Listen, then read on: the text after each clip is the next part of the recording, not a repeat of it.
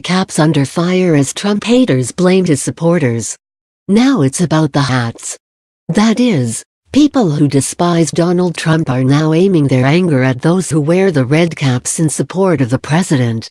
This is dangerous stuff, and not just because of the absurdity that fashion has become the latest political battleground. The sudden burst of invective aimed at those wearing "Make America Great Again" hats crosses an important line.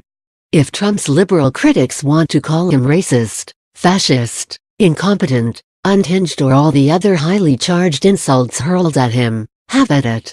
He's the president, he's fair game, and he obviously doesn't hesitate to slam his opponents.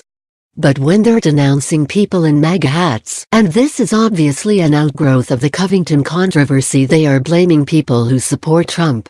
They are saying that anyone who likes this president is, by definition, a racist. In short, they are denouncing the 63 million Americans who voted for Trump, regardless of their choice of haberdashery.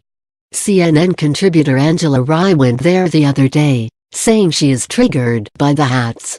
This "Make America Great Again" hat is just as maddening and frustrating and triggering for me to look at as a KKK hood, she said. That is the type of hatred his policies represent. Think about that. It's like a hood. She is comparing people who back Trump to members of the Ku Klux Klan.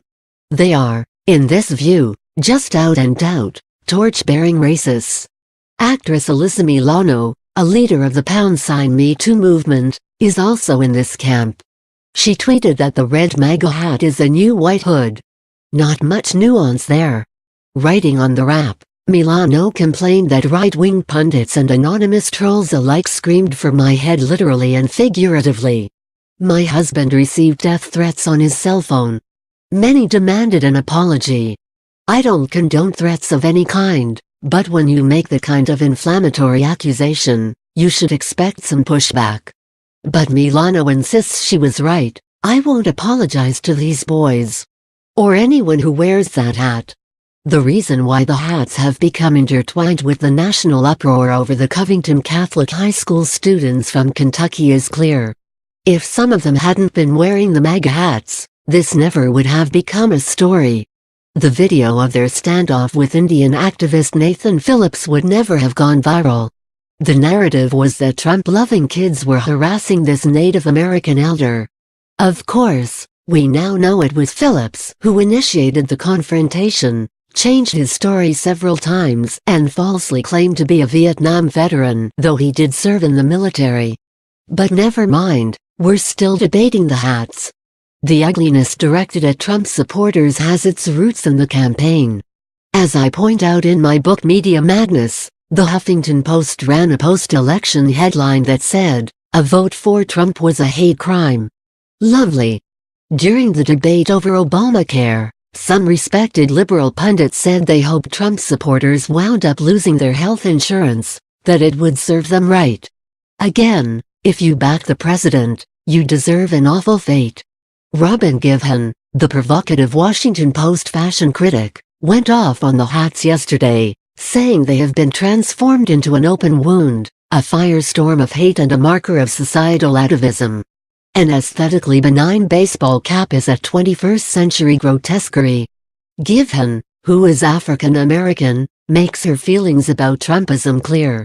While the MAGA cap's definition has evolved, she writes, there's nothing banal or benign about the hat, no matter its wearer's intent. It was weaponized by the punch-throwing Trump rallygoers, the Charlottesville white supremacists, Trump's nomination of Brett M. Kavanaugh to the Supreme Court, Kanye West and proponents of the wall, the wall, the wall. The hat has become a symbol of us versus them, of exclusion and suspicion, of garrulous narcissism, of white male privilege, of violence and hate. I've never worn a hat with a political statement, unless you include a Yankees cap. But it's really no different than a bumper sticker or t-shirt with a message.